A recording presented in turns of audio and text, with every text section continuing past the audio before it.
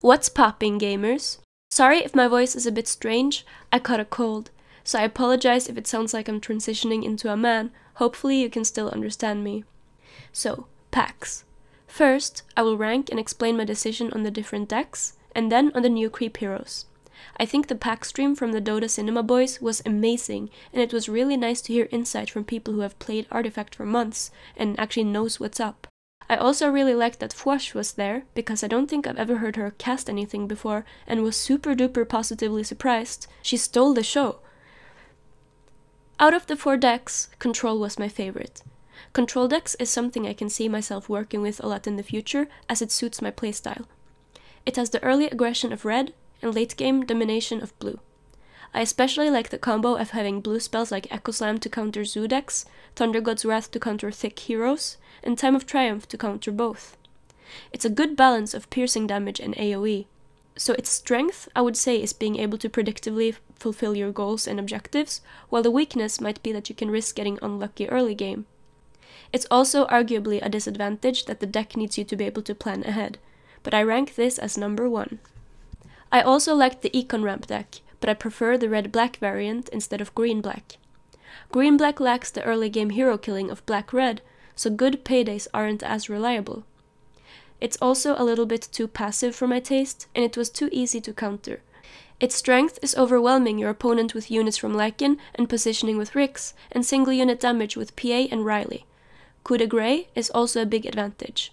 The Golden All is nice, but in my opinion, this deck would be better if it focused more on swarming with Lycan and Farvan, who wasn't in this deck, and then the hero and tower damage with PA, Riley, and Sorla Khan, who also wasn't in this deck.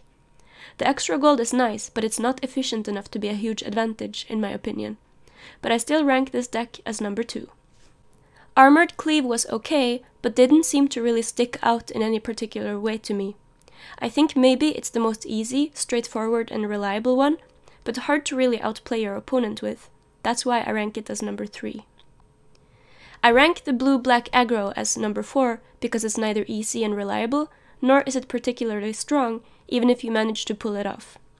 It's also not just about skill, it requires some luck, which I loathe.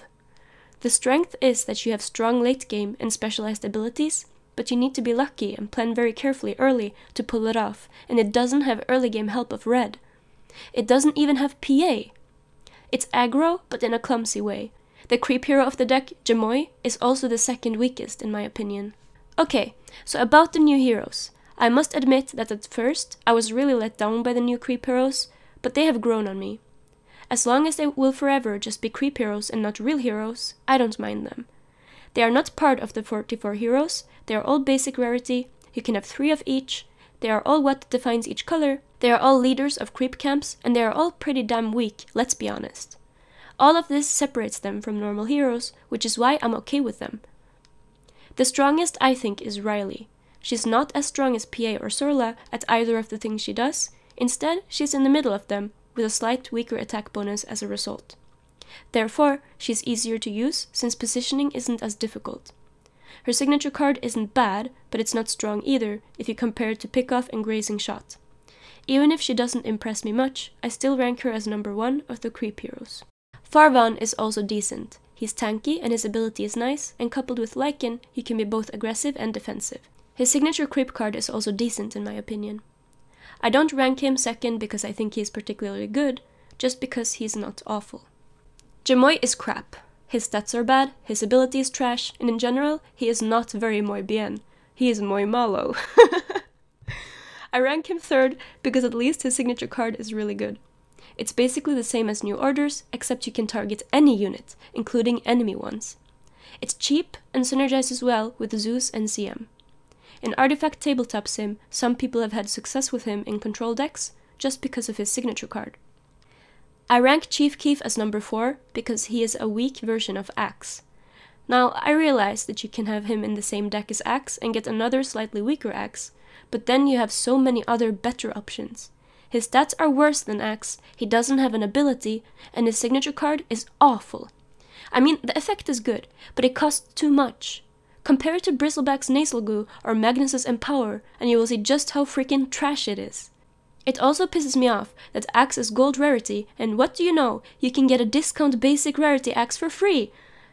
I'm not saying Artifact is pay to win, not at all. But it's just a tiny detail that adds fuel to my burning hatred of Keith. He is literally just a shitty axe. There was also some normal heroes revealed at PAX, but I'm saving my thoughts on them for my future color-specific videos. Stay tuned for that. I'm also gonna make a video on my own custom decks real soon, and demonstrate them in Artifact Tabletop Simulator. Also, I need to announce the winner of the Artifact PAX West deck hero prediction competition. The winner is Wrathful with 8 points, which is still pretty pathetic if I'm gonna be completely honest. It's out of a total of 20 points, so nobody even got half correct.